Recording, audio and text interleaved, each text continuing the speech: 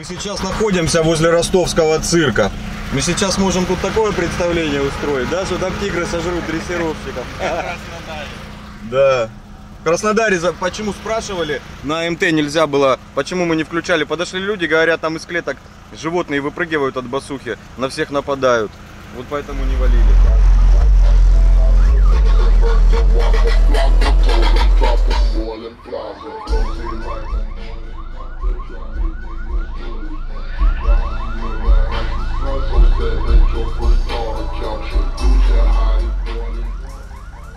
Всем привет! Это заключительный обзор тренажки этого года. Большой обзор, который мы в самом начале обещали, когда выгнали обновленную тренажку со стеной.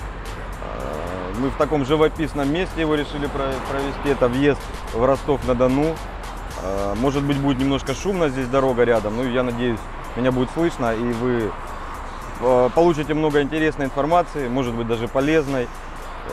Смысл обзора — подытожить все, что с тренажкой происходило за этот год. Ну, немножко про ее историю поговорить, как она была создана, какие изменения претерпела. В начале года у нас был мини-обзор, который стал уже вирусным видео. Огромное количество просмотров набрал. Хорошее видео, и как бы оно такое не мини получилось.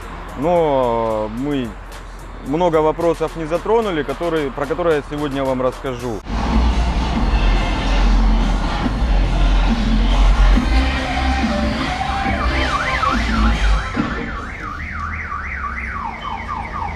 Громко, да? Видел, он показал, что ты дурак. Итак, начнем с самого автомобиля. Сам автомобиль был куплен новый в 2013 году. Тренажка в 2013 году. В августе он был куплен за 260 там с чем-то тысяч. И тогда я к салону, который нам его продал, сказал, что это будет самый популярный автозвуковой проект в России.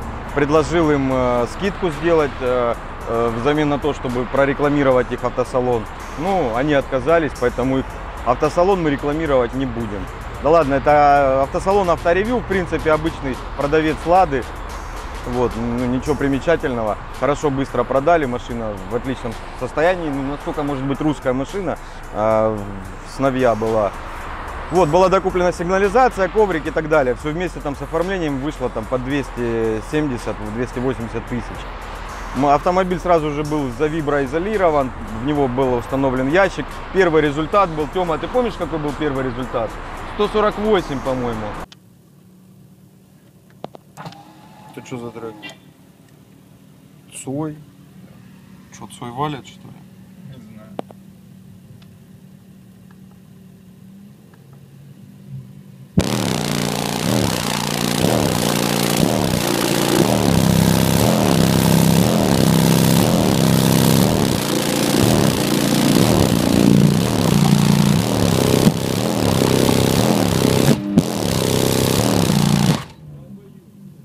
Газует, говорит, долбоёб.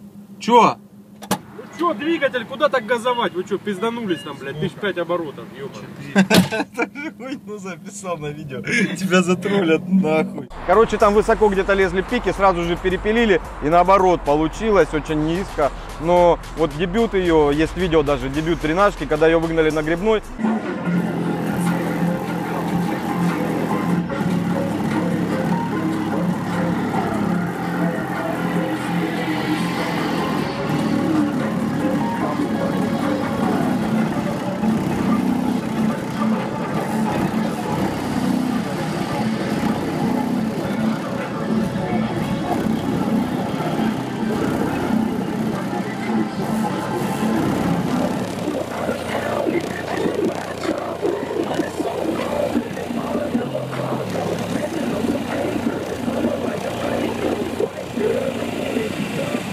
Я думаю, блядь, ну такая система хоть бы час отыграла, уже будет отлично. Потому что закончили ее под утро и сразу же поехали на соревнования. Там еще много было недоделано.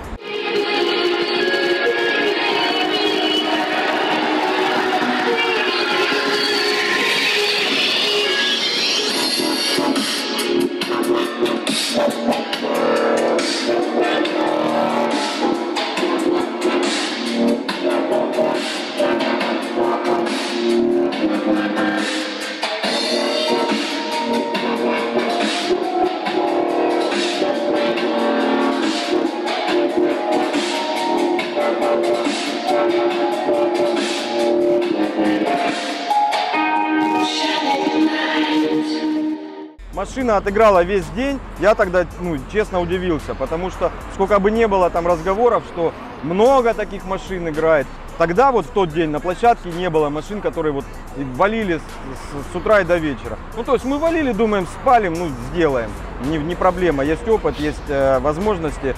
И поэтому валили, как бы не задумываясь. И вот она отыграла с утра до вечера, выдавила стекло там пару раз у нее. Это все есть в этом видео.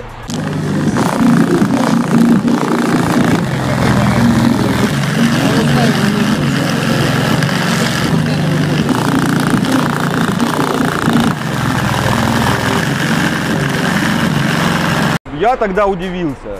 Мне говорят, что я предвзято отношусь, типа, ваша машина, вы ее расхваливаете. Я правда тогда не видел, чтобы машины играли в таком режиме так долго. И тогда давление уже было порядка 152 дБ, 153 на музыке стабильно. Получилось у нас около 800 Вт на САП летело. И в этом, наверное, секрет был вот такого долголетия ее. Не было превышения мощности, и при этом хороший достаточно результат, и очень приятно играла музыка. На следующий год тоже как бы с резами не заморачивались. И вот этот год уже третий ее, когда она ездит, да, по-моему?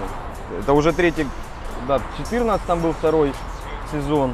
Ну, в 2013 она откатала осень, потом в 2014 она весь год откатала, и вот в 2015 мы поставили стену. Опять же, не было никакой цели там добиться каких-то сумасшедших результатов, поэтому САБов было поставлено побольше, чтобы спокойно играла система в разгрузке с высоким ростом сопротивления.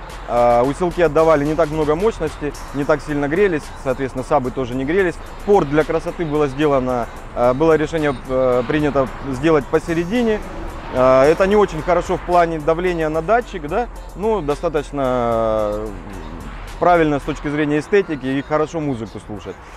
Вот, ну под конец года Тему все-таки закусило немножко. Он убил 2 или 3 недели, тролли заебали. Он заперся в гараже и сделал результат, прямо скажем, не маленький. Это один из лучших результатов в России сейчас на повседневной машине. То есть она и раньше могла долго играть и громко, но вот почему-то появлялись люди, ну да, то есть в нормальном режиме, повседневном, не вытаскивая запчасти из салона, не заклеивая, подклеивая, то есть обшивку не заглушали ничем, фронт был все это время. И, ну, Тема за 2 недели буквально поднял результат там на 3 дБ от спортивных выстрелов, на 5 дБ от музыки. И сейчас система уходит за 160. Но на соревнованиях показали чуть меньше, 159,6. Это все равно достаточно большое давление. Но я сразу объясню, это просто цифры. Это не значит, что в машине стало там, ну, в машине стало громче, но цифры — это датчик на лобовом стекле. В другом месте в салоне, в разных местах может быть разное давление. Поэтому не надо вот так привязываться к цифрам. Это еще от частоты зависит, ну и так далее. В общем, система была переделана. Слушать музыку на ней по-прежнему можно, и можно стрелять.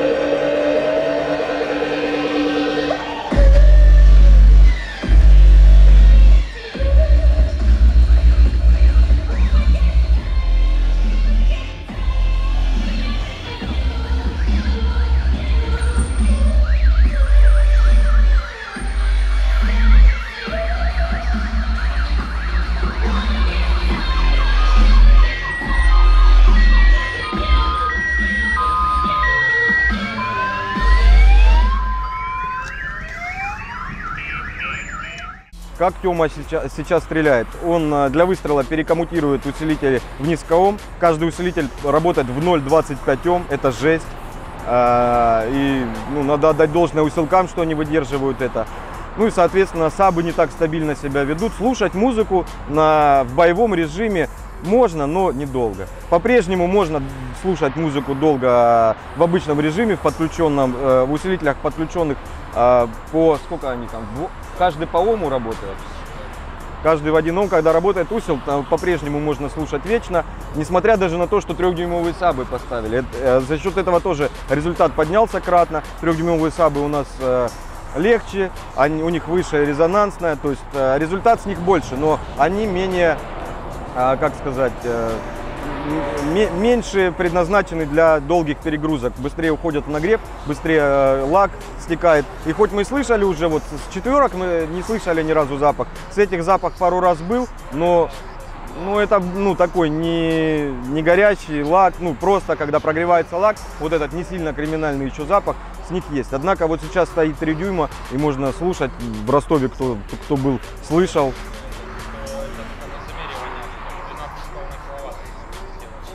Тогда не было подключено, да, в низкоом. Ну, Тёма говорит, что это на замере только запах был, там около 12 киловатт залетело в сабы. 4 саба было оставлено вместо 5. Стена была переделана, порт убран дальше от датчика. Как правило, это всегда дает большие цифры на датчике.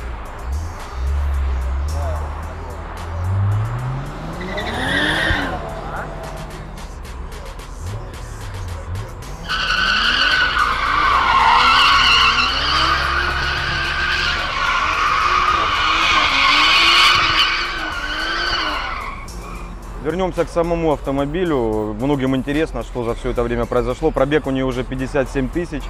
И вот говорят, русские машины ненадежные, но вот этот автомобиль, поломок, по-моему, не было, да, которые не музыкой были вызваны. У нас были, там какие-то... Да ебаный же в рот. Тормозная система была полностью заменена. Перед был поставлен усиленные тормоза, сзади были поставлены дисковые. Сцепление на ней родное, не менялось. И самое, что удивительно, это на ней не менялись еще ни разу амортизаторы. 4 амортизатора, которые мы забрали с салона, 57 тысяч с вот этим вот весом. Какая разница? Стойки или амортизаторы? А почему стойки? Амортизаторы там есть. Амортизатор — это то, что в стойке стоит. Но стойка меняется целиком. Ну стойка — это амортизатор со всей хуйней, правильно? Да, правильно стойка. Ладно, стойки. Стойки не меняли. Блядь, да какая разница, стойки или амортизаторы? Машина, представляете, сколько в ней мы считали? Тонна 600, тонна 800, да? Да, при этом машина И она там и колесила и по горам, и по бездорожью, и по трассам, и по городу. Вот, амортизаторы целые, с мотором ничего не делали, тоже там все целое, масло он не жрет. Ну, единственное, масло Ксенум. Покупайте масло Ксенум. Дима Бекренев с маслом Ксенум занимается, поэтому мы ему такую рекламу... Не, нормальное масло, я вот обе бэхи на нем уже ездил. Короче, что опять началось, а? Реклама. Не реклама, правда, нормальное масло. Покупайте. Что в ней делается постоянно? Постоянно в ней делается кузов. Она уже была первый сезон, когда она откатала, у нее порвало стойки центральные, лобовые. Ну и крышку багажника все видели. Крышек багажника на ней стояло, по-моему, 3. И каждая варилась. Последняя очень сильно уже усиливалась. Но это все равно не помогало, ее разрывалось. Это лучше,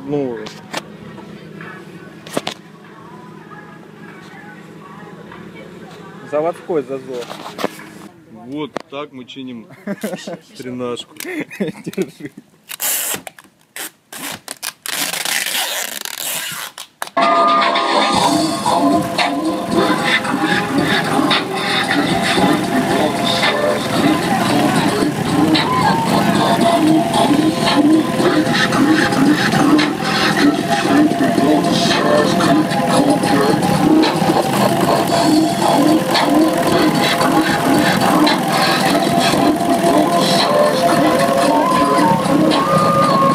весной у нас начались большие проблемы с дверьми и с передними стойками. Центральные стойки и зад уже перестала так ломать, но переду доставалось. Сколько ты варил раз стойки и двери? Ты не вспомнишь, наверное?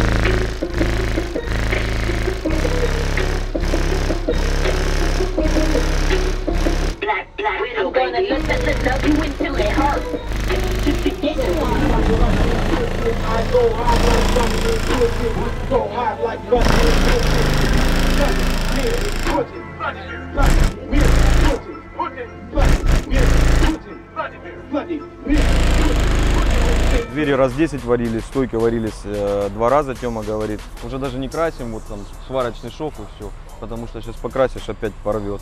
Вот, машина, все, что вы видите, кроме передних крыльев, капота и переднего бампера, все крашеное. Бампер не из-за музыки крашеный, я имею в виду вот за заднюю часть, потому что всю варили, поэтому делали полную покраску. И не крашеная у нее только морда. Поэтому, если вы когда-нибудь будете ее покупать, вам будут ее продавать и говорить, что она не бита, не крашеная. Первая правда, второе вообще неправда. Вот. И вообще ее только слепому можно продать, мне кажется, уже. По обшивкам.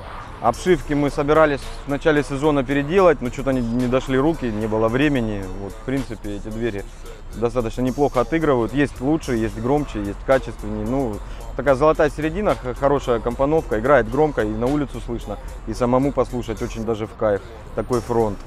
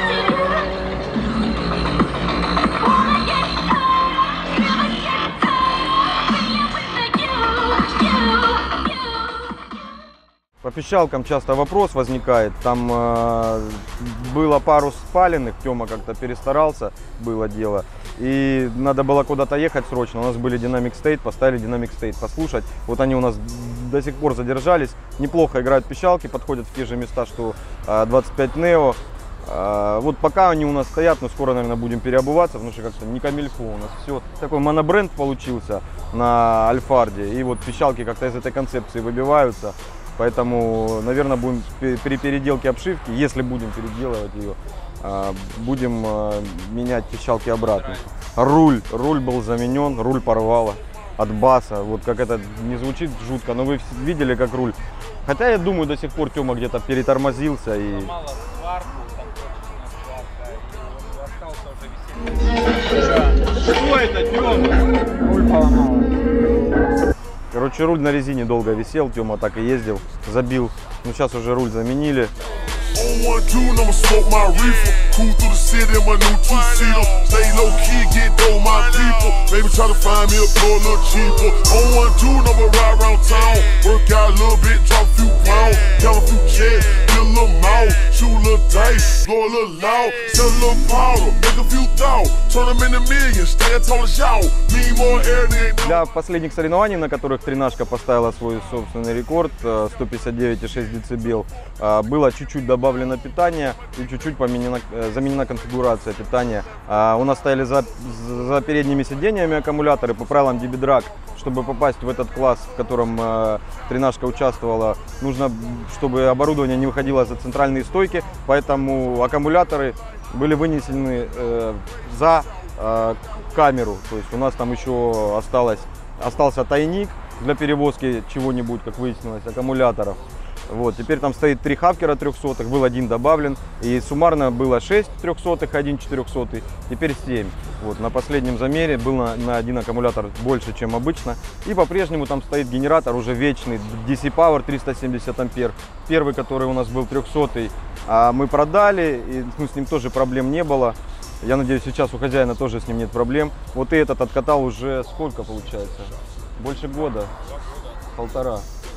Полтора года DC откатал, там ломало крепление несколько раз, ломало то болт, то само ухо отрывало. То есть перегрузки на генератор идут сумасшедшие, когда идет музыка, когда он отдает ток, на который заявлен, он очень сильно нагружает двигатель, сумасшедшие перегрузки, машина не едет, ну и вследствие этого из-за натяжения, из-за рывков, там часто рывки, толчки бывают, было несколько травм. И да, ремень ни разу не поменяли. Ну, вернее, в самом начале сезона старый прошлогодний порвался ремень, его заменили. Плюс еще оборвало демпфер на коленвале, он был заменен. Ну, то есть, понимаете, да, какая нагрузка. Еще из поломок постоянно выбивает лампочки в задних фонарях. Но Тёма умеет их чинить, он подходит и вот так ебашит рукой по фонарю, и фонарь начинает опять гореть. Ну вот последний раз он не подрасчитал, и поэтому у нас появилась еще одна наклейка сзади. Вот спрашивали, зачем она там нужна, он просто расхуял фонарь рукой. Фальш вы видите здесь уже покрашенную, у нас в мини-обзоре была еще шпаклевки, сейчас она покрашена. Ну, поднимать крышку заднюю нет смысла, там ничего не увидите, вот так же все и есть. Если снять фальш, там можно будет увидеть еще один 12-киловаттник. Первый вы видите вот кишками наружу, закрытый оргстеклом с гравировкой Loud Sound. Оргстекло стоит уже второе, первое мы заменили, и вы видели все это видео, как тренажка чуть не сгорела.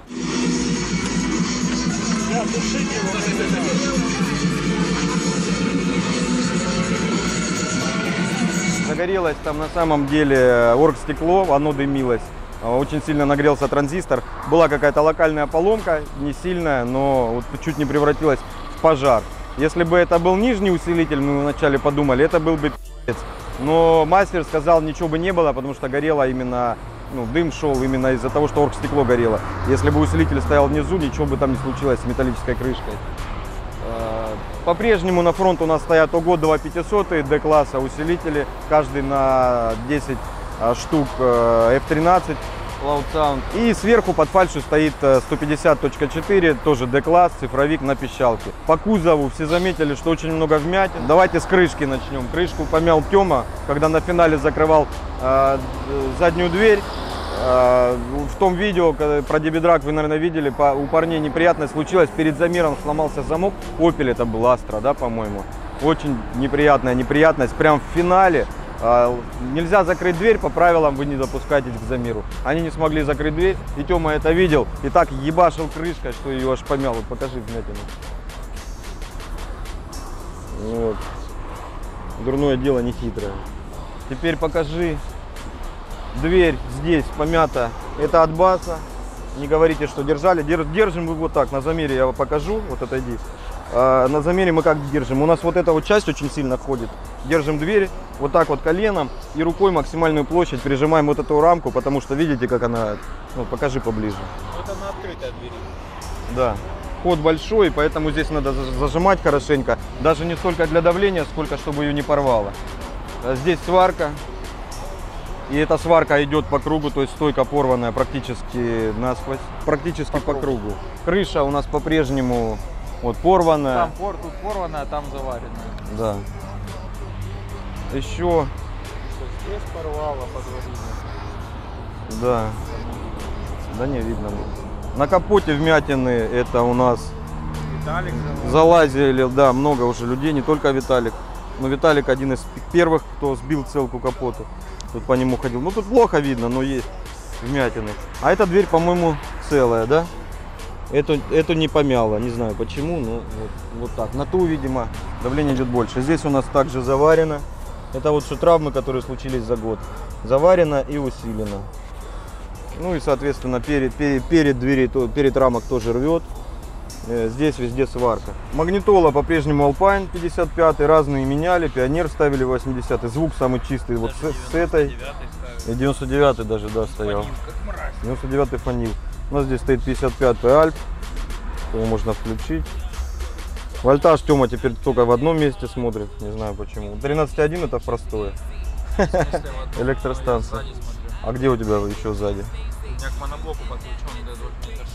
Ну, а спереди? Ну, вот. Спереди я смотрю там. Да? Что, нормально там показывает? 36,6. Сидеть теперь в машине вот так, как в самолете. Слышишь, сзади иллюминатор прям такой видно. Вот, можно теперь, слушай, так удобно, можно смотреть сзади, да, кто есть. Вот, первая в мире стена, через которую видно назад. Вот вместо аккумуляторов здесь у нас теперь жгуты идут. И камера теперь выглядит вот так. Видно, ни хрена. С этой стороны по-прежнему видно сабвуферы. Вот эту коммутацию, которая была божественной в начале, но теперь забили хуй. Вот он SPL к чему приводит, валяется все. Ну, теперь это как бы получается сменная запчасть, да? Как в гонках, резина для мокрого, резина для сухого. Теперь у нас сабвуферы можно менять. Теперь стоит 4 DevBonds 315, как я и говорил, вместо 5 415. У нас в них летит больше мощности, они сильнее перегреваются, больше шанс выхода из строя, перегрева. Но при этом частота уползла вверх, результат уполз вверх. Ну, чем-то пожертвовали, но больше. В общем, в принципе, это предположение, мы не тестировали их еще на перегрев. Я не знаю, сколько они могут играть без остановки. 4-дюймовые могли играть без остановки сколько угодно. У нас, к сожалению, не получилось записать больше 15 минут, но это хороший показатель. Вот трешки, я не знаю, сколько они выдержат. Может полчаса, может 10 минут. Ну, смысл в том, что теоретически они должны перегрев переносить хуже. По бюджету. Как только машина была сделана вот в первом исполнении, я выкинул бюджет, там было порядка 800 тысяч. И сразу же начали жестко троллить. Ну, видимо, из-за зависти. Типа огромный бюджет, а результата нет. Ну, тогда людям объяснять, что она сделана не для результата. Вернее, для результата, но не для результата на датчике. Результат, к которому привело это вложение денег, вы видите, это самый популярный автозвуковой проект в России. Может, там кто-то спорит, есть дольше, есть громче, но как бы это самая популярная тачка. С этим спорить бессмысленно. И даже если мы не отбили эти деньги, да, рекламой, то эта машина принесла огромное количество удовольствия нам и огромному тысячам людей, десяткам тысяч людей. Эта машина принесла удовольствие, поэтому я считаю этот бюджет полностью оправданным. И вернувшись назад, я бы потратил бы даже еще больше. Если бы мне сказали, вложишь или нет опять столько же в машину, я бы вложил и в 2 раза больше. На данный момент потрачено денег, я не смогу посчитать сколько. Она очень много денег тянет, не надо это скрывать. Она тянет деньги на обслуживание, она тянет деньги на замену запчастей, на какие-то вот неприятные вещи, поломки кузова и так далее. Это достаточно большие суммы и очень непросто такой проект содержать. Это вот один из секретов успеха вечности. Там кто-то говорит, у вас ВКонтакте раскрученная, поэтому она раскрутилась. Кто-то говорит, у вас там не слишком много вы вливали мощности, поэтому она такая долговечная. На самом деле главный секрет это в том, что чтобы обслуживать автомобиль, постоянно заботиться. Ну, то есть это как маленький ребенок, она не будет без проблем. Собрал и ездит. Не бывает таких систем, не будет никогда вечной системы, которую собрали с нуля, и она вот просто получилась вечная. Это все ломается, это все сумасшедшие нагрузки. И это можно сравнить с автоспортом, где машины проезжают 3 круга, и под замену половина расходников, сразу улетает резина, сразу жгутся колодки, сцепления и так далее. Вот здесь то же самое, никакой вечности не бывает из нуля, но правильно ухаживая за автомобилем, вкладывая обязательно деньги и душу, можно сделать и вечность. По поводу поломок железа, у нас было пару сгоревших пищалок, У нас выходил из строя усилитель, вы это все видели. По САБам у нас не было проблем, у нас ни разу САБ не горел. Динамики не горели F13? Две, да? Две штуки F13 мы отреконили, там была незначительная поломка. Вот, и в принципе по железу все. Генератор отрывало, но это уже механические поломки. Сама железка достаточно прочная. И вот сейчас та компоновка, которая есть, я считаю, это одна из лучших. Можно заменить там что-то на что-то, но тот набор железа, который сейчас в ней стоит, он действительно, на него можно положиться. Поломки случаются, иногда даже на этапах, вот было вот в Екатеринбурге, мы не смогли это предусмотреть. Была поломка, действительно уже просто от перегрузок, от того, что включали на морозе, у нас сместился магнит, все видели это видео, набежали сразу, Шакалье набежала, кричать, вот она, вечность сломалась, блять, да все ломается. Ну, вот так не повезло, что на этапе. Бывает, генератор по дороге куда-то рвется, это ремень там, да, было в прошлых годах. Это все хорошо, когда это не происходит на площадке. Когда вы выезжаете на площадку, вы валите, смотрят люди, либо вам нужно на замер выезжать, а вы рассчитываете только уже на свое мастерство и свой опыт и на железки. На эти железки положиться можно. В общем, с уверенностью можно сказать, что одни из самых лучших железок в мире — это железки Альфард. Вот они стоят здесь сейчас, они стоят во многих спортивных машинах, повседневных машинах. Очень хорошо себя зарекомендовывают. Конечно, люди ждут там провалов каких-то, троллят это. Провалы у всех бывают. Железо ложится любое. И Pride, и Kicks, и Ground Zero, и Bass Warrior, и Альфард. Ну, да, у всех случаются неприятности. Когда это спорт, это почти всегда вы от этого не застрахованы. Если вы занимаетесь профессионально этим спортом, то у вас должны быть средства. Просто купить какую-то железку, рассчитывать, что она никогда в жизни не сломается, это невозможно. Ну и, конечно, все спрашивают, что будет с тренажкой дальше. Очень часто задают этот вопрос. К сожалению, я должен вам сказать, что тренажку мы продаем. Продаем мы сам автомобиль за 200 тысяч и железо, которое в нем стоит, еще за 600. Проект этот мы закрываем и начинаем новый проект, не связанный с автозвуком. Мы теперь будем заниматься турбинами, мы теперь будем... Конечно, пошутил, тренажка уже никуда не денется, она будет тренажкой, будет подтверждать, что она вечность. И на следующий год даже если у нас будет еще один проект, он будет еще одним проектом, а не вместо тренажки. Поэтому не парьтесь, она есть. И на драйве 3-е место среди всех 13-х в России, в мире. Хотя где еще, кроме России, есть тренажки? Она занимает 3-е место. Давайте там зайдите. Я не знаю, как этот рейтинг там делается, драйв, не драйв. Денег я не хочу туда вкладывать. Просто там зайдите, подпишитесь на нее на драйве, покомментируйте. По-моему, за это там всего 2 балла для того, чтобы она была самой популярной машиной на драйве в России.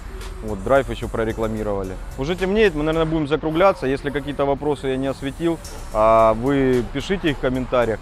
Покататься мы покатались по городу, позаписывали красиво, как вы все время просите. Хейр-трики, ну у нас очень много хейр-триков, мы сегодня не стали их снимать. Посмотрите наши старые видео, я ссылки на видео с тренажкой все прикреплю под этим обзором. И вы сможете, как бы кто не видел какое-то видео, посмотреть хейр-трики, как стекло ломает лобовое. Кстати, спрашивают, сколько поменяли стекол. Я насчитал 6. 6 или 7 стекол было заменено. Часто задаваемые вопросы еще сейчас поотвечаю напоследок. Первое, про распорку, что будет от нее результат. Это не факт.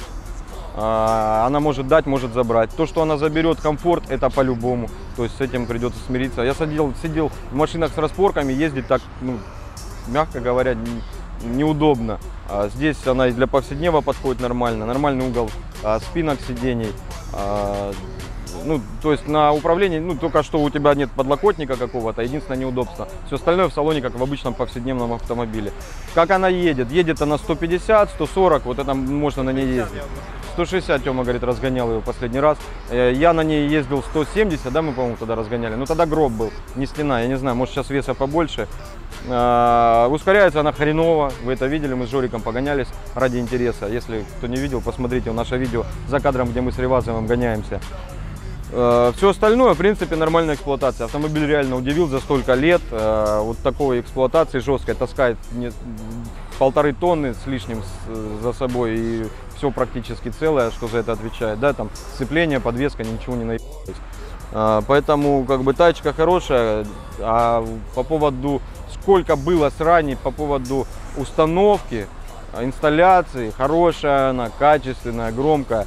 Ну, я думаю, мы нашли какую-то золотую середину для машины и повседневной, и спортивной, и шоу-кара. Конечно, здесь надо отдать первое место. Вот смело я поддам Коле Широченко. Это самый крутой симбиоз получился спорта, шоу и повседневного. Но как бы вот для меня лично, я не докапываюсь до Коли, для меня лично не очень повседневно в микроавтобусе ездить, который не используется как микроавтобус. То есть микроавтобуса какое-то целевое назначение. Это реально пацанский автомобиль, реально покататься, поездить, послушать музыку и как бы... Если искать что-то, что лучше, да, чем у Коли, это сам кузов автомобиля. Мне микроавтобусы не очень нравятся, как в принципе и джипы. Но вот получилось в такую малышку уместить и валево, и шоу, и как бы самим покататься, послушать можно. Это круто.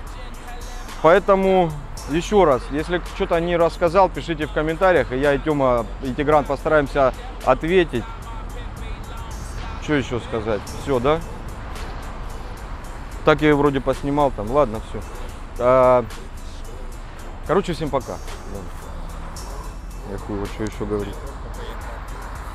Вот смотри, самолет, блин. Сейчас я кадр красивый сниму.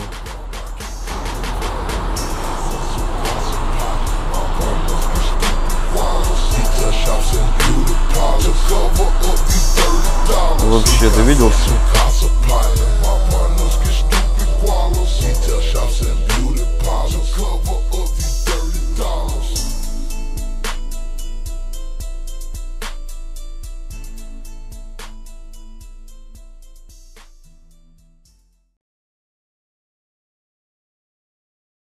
Блин, тут это детвора бегает. Затроллят, скажут, школьники прибежали. Ладно, пока снимай, сейчас они пофоткаются. Ты что, снимаешь?